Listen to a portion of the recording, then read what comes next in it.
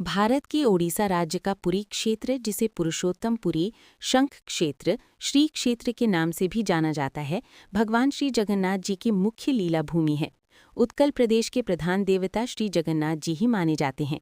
यहाँ के वैष्णव धर्म की मान्यता है कि राधा और श्री कृष्ण की युगल मूर्ति के प्रतीक स्वयं श्री जगन्नाथ जी हैं। इसी प्रतीक के रूप श्री जगन्नाथ से संपूर्ण जगत का उद्भव हुआ है। श्री जगन्नाथ जी पूर्ण परात्पर भगवान हैं और श्री कृष्ण उनकी कला का एक रूप हैं। ऐसी मान्यता श्री चैतन्य महाप्रभु के शिष्य पंच सखाओं की है। पूर्ण परात्पर भगवान श्री जगन्नाथ जी की रथ यात्रा आषाढ़ शुक्ल द्वितीया को जगन्नाथपुरी में आरंभ होती है। गुंडीचा मंदिर को गुंडीचा बाड़ी भी कहते हैं। ये भगवान का जन्म स्थान है। इस मंदिर के बारे में पौराणिक मान्यता है कि यहीं पर देवशिल्पी विश्वकर्मा ने भगवान जगन्नाथ, बलभद्र और देवी की प्रतिमाओं का निर्माण किया था। रथ यात्रा कहते हैं कि राजा इंद्रद्युम्न, जो सपरिवार नीलांचल सागर उड़ीसा के पास रहते थे, को समुद्र में एक विशालकाय काष्ठ दिखा। राजा के उससे विष्णु मूर्ति का निर्माण कराने का निश्चय करते ही वृद्ध बढ़ई के रूप में विश्वकर्मा जी स्वयं प्रस्तुत हो गए।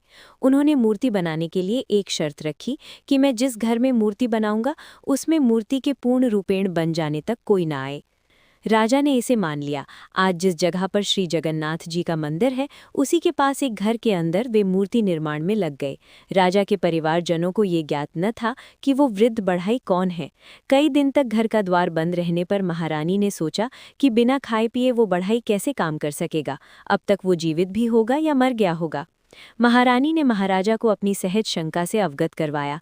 महाराजा के द्वार खुलवाने पर वो वृद्ध बढ़ई कहीं नहीं मिला, लेकिन उसके द्वारा अर्धनिर्मित श्री जगन्नाथ, सुभद्रा तथा बलराम की काष्ठ मूर्तियां वहां पर मिली। महाराजा और महारानी दुखी हो थे, लेकिन उसी क्षण दोनों ने आकाशवाणी सुनी, व्यर्थ दुखी मत हो, हम इसी रूप में रहना चाहते हैं। मूर्तियों को द्रव्य आदि से पवित्र कर स्थापित करवा दो। आज भी वे अपूर्ण और अस्पष्ट मूर्तियां पुरुषोत्तमपुरी की रथ यात्रा और मंदिर में सुशोभित व प्रतिष्ठित हैं।